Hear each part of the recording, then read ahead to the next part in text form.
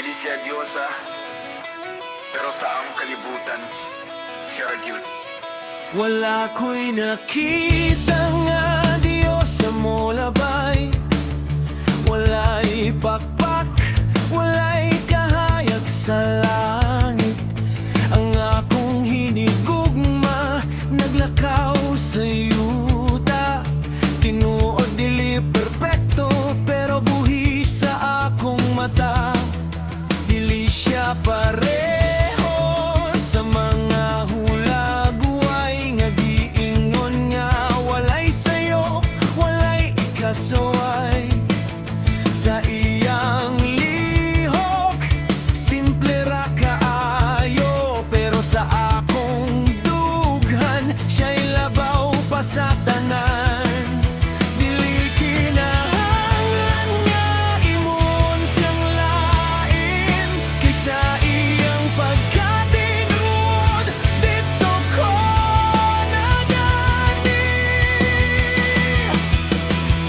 May mistress, dili perfecto, pero sa akong tanaw, walay kapareho.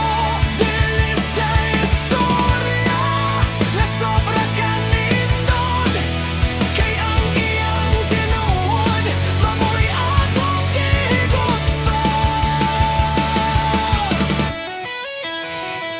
May mistress, naglakaw sa yuta, dili sa panganod, dili sa damgulang.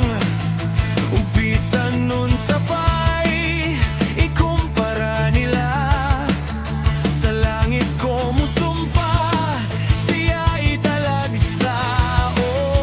Ang iyang pahiyong, dili pirme hayag. Adunay mga adlaw nga puno sa kabugat, apan sa matag kahuyang nga iyang ipakita. Mas makita nako ang iyang katahong nga tinuod. Dili siya perlas nga walay depekto, apan usa ka bahandi nga dili masukod. Sa kalibutan nga puno sa peke nga kahayag, siya nga akong kamatuoran nga dili magtago. Bisan walay mga pulong na sobra ka humot, ang iyang gugma sapat na gyud. May